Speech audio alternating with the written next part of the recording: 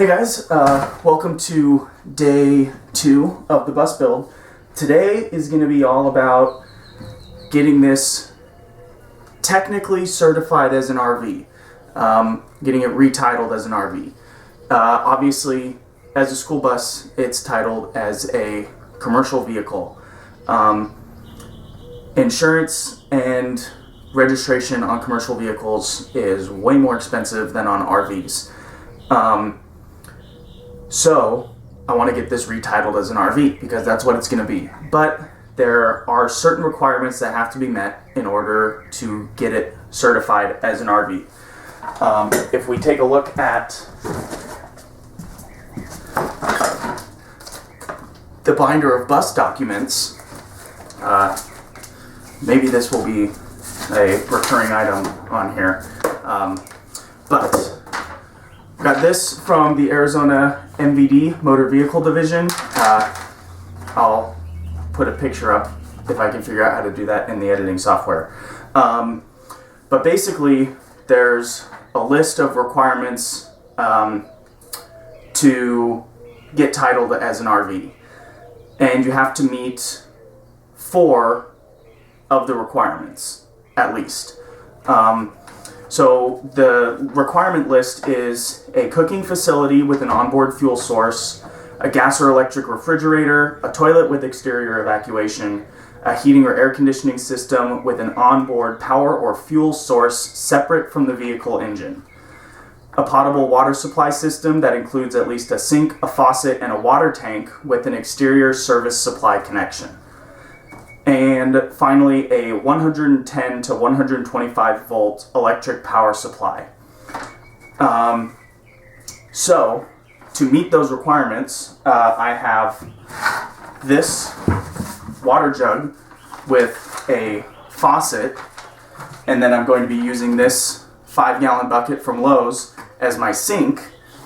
I added a little quick disconnect nozzle that connects to a hose, and then I can just put the hose out the window. So there's my exterior service supply to a water tank, which is also my faucet and sink. So that satisfies the water supply requirements. So we've got one. Then I have this 150 watt inverter, which I had in my car anyways, and I've got this little electrical system that I will hook up to the handicap lift battery. So this will just go right in here like that. Boom. I've got 110 volt AC electrical supply. That satisfies requirement number 2. Then I've got my swamp cooler that I use in my apartment because I live in Arizona and electricity is crazy expensive, and swamp coolers are just super efficient in dry environments, which Arizona definitely is. So I use this in my apartment. I'm just going to strap this down in here, and that satisfies my air conditioning requirement. Then lastly, I have one of these little camp stoves. You get this super cheap at Walmart. One of my old propane tanks that just hooks up right to this. And there I have my onboard fuel source and stove for cooking. So that's 4 requirements. So basically, we're just gonna strap these down in here and then head to the titling place and get it titled as an RV. Hopefully they'll accept this. So I guess we'll see.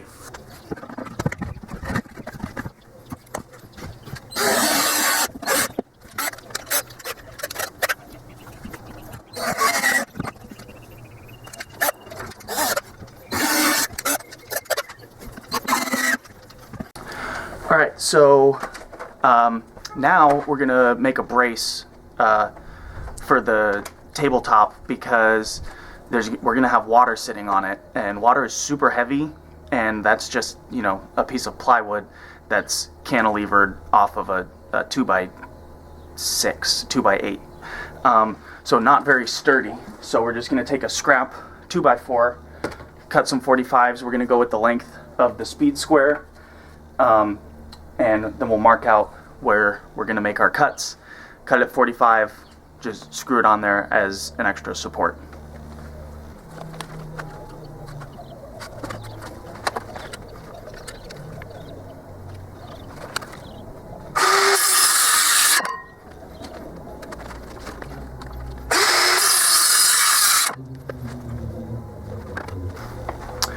Well, there was a nail in there, so that's fun.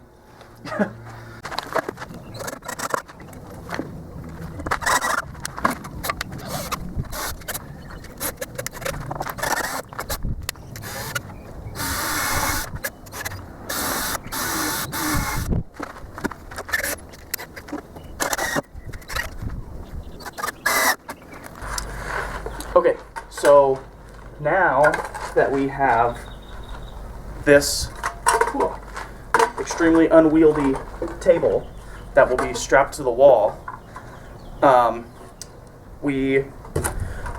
measured this, and so it's about 7.5 square. So we're going to cut a 6.5 square so that we can drop this in, and I don't know if you can see that. It'll just kind of drop in and sit there, and then we'll have our burner. So we're going to mark that out with the speed square, and then do a plunge cut with the circular saw, and yeah, then we'll be good to go.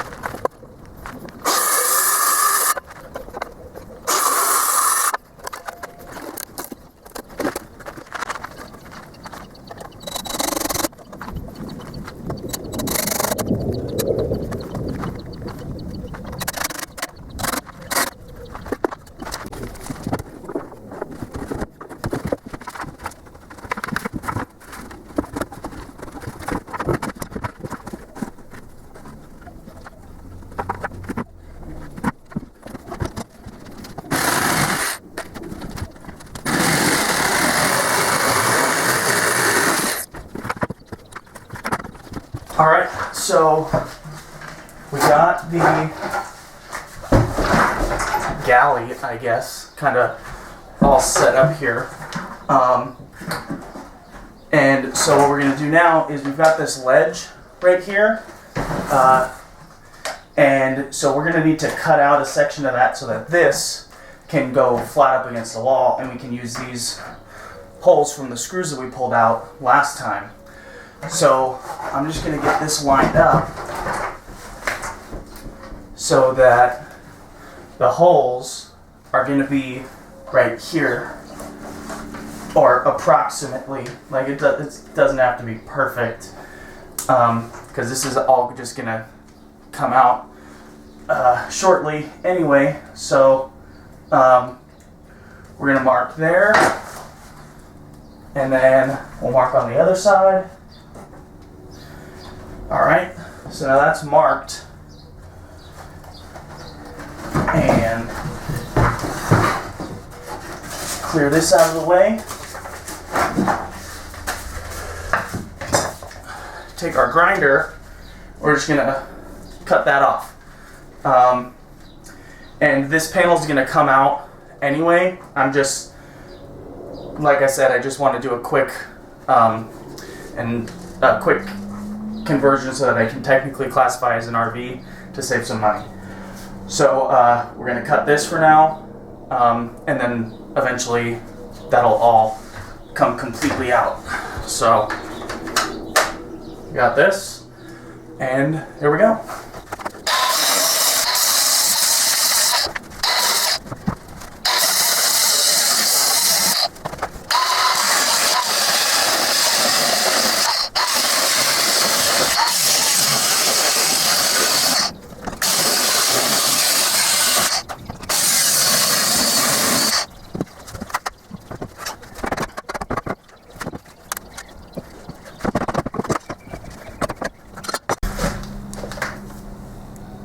cool is that? Check this out. Also, like, it's fucking sturdy.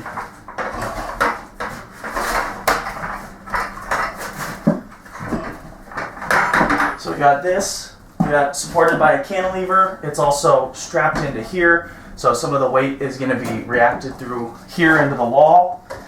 And then this just goes right up here, and that's my faucet.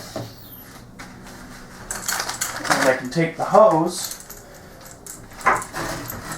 I'll just go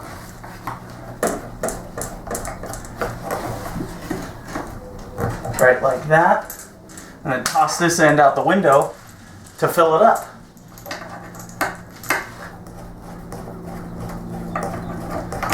So for now, I'm just gonna strap this down with more of this hanger strap, and then that's 2 of the 4 requirements. All right, so I got the counter, sink, and stove in, and yeah, I'm pretty excited. It's very sturdy. It's honestly kind of sick. I want to, I don't know, maybe I'll incorporate it into my Prius camper for any trips I take over the course of this year when I'm doing this bus project. But yeah, so then I'm going to take a break, eat some lunch, rehydrate, because I tend to forget to eat and drink water when I do these projects. And then I'm going to get started on the electrical.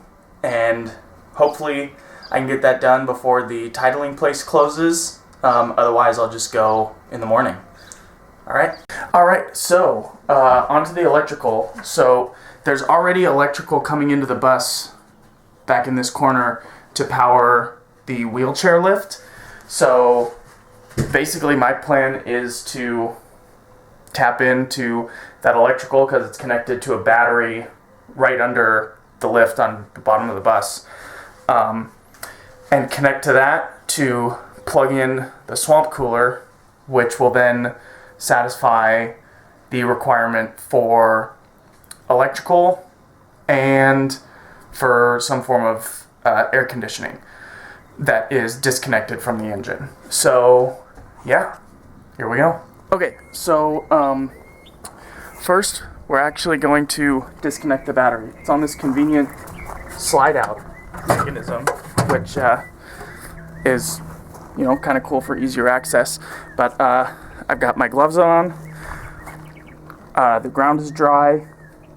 I've got my rubber-soled shoes. So yeah, we're gonna take these bolts off and disconnect the battery. That way when we're working with the electrical in there, we're all good to go.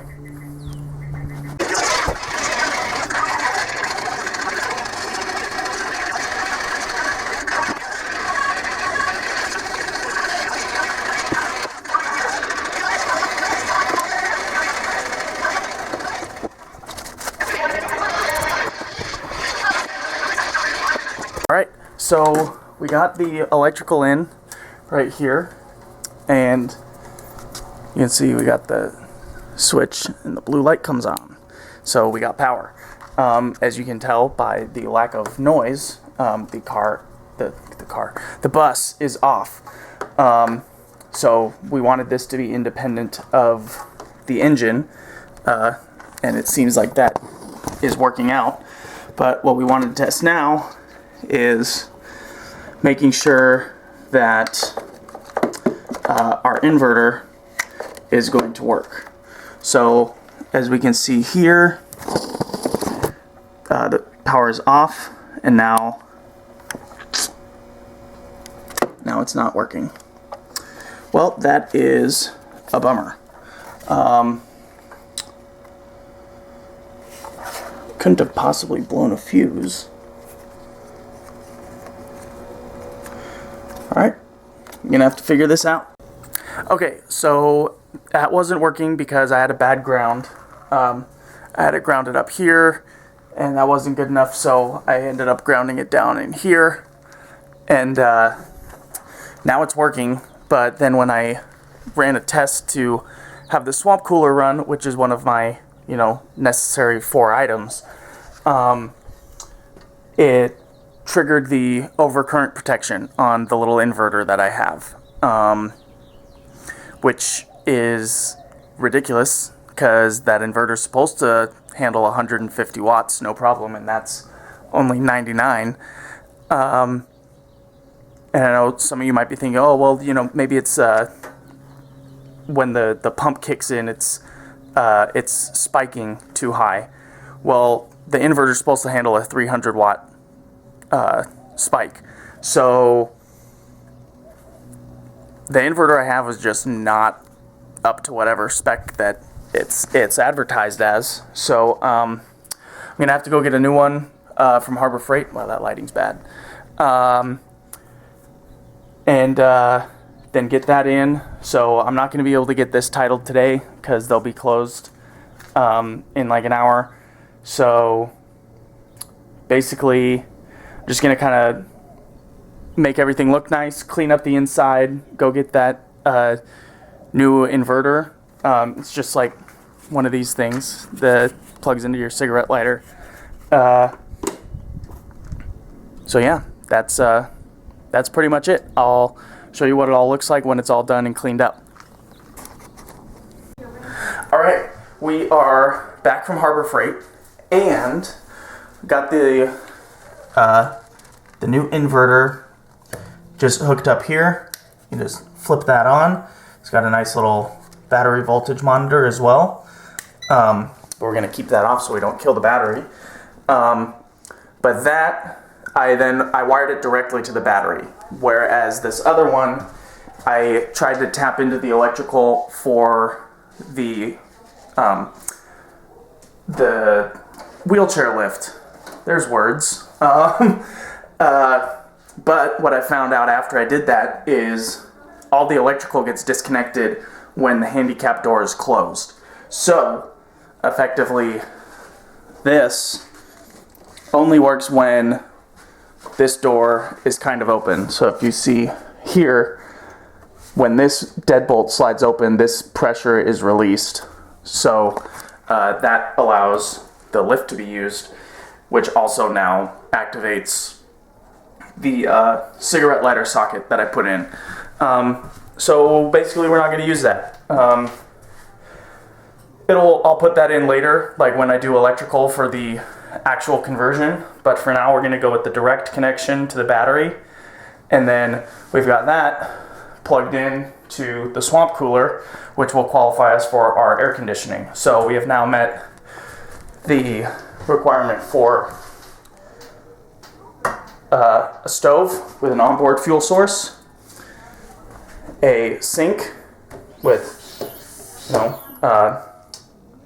a little faucet, and then like a sink with a gray water storage, freshwater storage with exterior access. This is a quick release for this hose that'll go out the window and connect to a spigot to fill with water. So there's 2 requirements, and then electrical 3, air conditioning 4 requirements. So yeah, it is well past closing time for the place that I would get this retitled at. So I'm going to mount the swamp cooler so it doesn't slide around, and then it'll be ready to go first thing in the morning.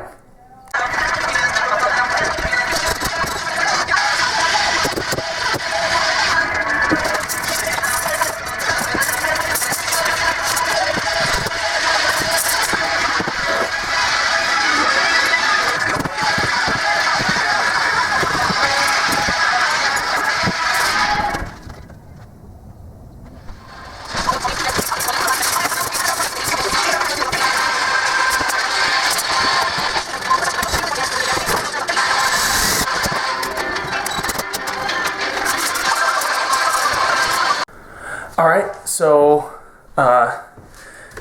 that's the end of getting everything ready. So, like I said, the place is closed, so I'll end this video tomorrow and let you know if this was sufficient to get it titled as an RV. Alright, so I am back in the backyard. I took it to the title and registration place, but their inspector was not there today. So I wasn't able to get it titled as an RV, but they did give me his phone number, and so I was able to talk to him on the phone, and he let me know that he can come here and inspect it. And so I'm going to have that done next week. And, okay. Anyway, so going to have it inspected next week, and get that RV title taken care of. But he did tell me over the phone that I needed to get this, get the emissions checked on this anyway. So it wasn't a waste of, a drive. I mean, even just driving this thing around is super fun. It sits really high and I can see everything, and yeah, it's cool. It's fun to drive around. But so I ended up going and getting the emissions taken care of on this. I got the emissions sheet in the binder of bus stuff, and so that is all good to go. And yeah, so gonna get this titled a couple days later than I was hoping, but we're just rolling with it. It's a fun project either way. All right, so first night in the bus. I'm spending the night in here because tomorrow the inspector's coming to verify that it qualifies as an RV. Tomorrow is a work day, and he's coming at 11. So I work remote anyway. So I figured, why not spend the night in the bus and have my first day of remote work from inside the bus, kind of get a feel for what it'll be like once this is all done and I'm going all over the place. Yeah, so I'm really excited, and maybe you can see I've got my bed over here, and I set up my desk here. I've got my work computer, my personal computer with my phone light, and that over there is the Wi-Fi. And then, of course, you guys have already seen all of this, the little countertop area. But yeah, I obviously don't have any lighting in here yet. So that's why I'm using the spooky video camera light that probably makes this feel like some kind of paranormal activity type movie. But yeah, so this is part of, I guess, the getting it titled as an RV process, and I'm super stoked. I'm gonna watch some Naruto and have my first bus beer. So yeah, I'll see you guys tomorrow when we find out if we get the RV title or not. Alright, so the inspector just left, and we passed. We got the certificate thing of inspection, and so I just have to take that to the title place, and then I get the actual RV plates and title. And it was super easy. He walked in, took down the VIN number and the mileage, and that was it. Then it was good to go. Granted, it does look like this in here. So I feel like he probably didn't feel like he needed to really, verify that it met 4 of the criteria, because obviously it's pretty well set up. So yeah, I'm just gonna go take care of that later, and then I'll be ready to go. I can tear out the rest of this stuff and really get going on the conversion. So thanks for watching, and I hope this video was helpful and informative on how to get that RV title and plates and registration and all that, at least in the state of Arizona. So if you're watching this and you're in Arizona and you're hoping to convert a school bus into an RV or tiny home or what have you, hopefully this information helps. It's honestly a lot simpler and easier than I thought it was going to be. So yeah, I wouldn't stress about it too much if this is what you're going for. All right, everybody, don't forget to like the video and subscribe and hit the bell and enjoy the rest of your day, most important. All right, take care, everyone.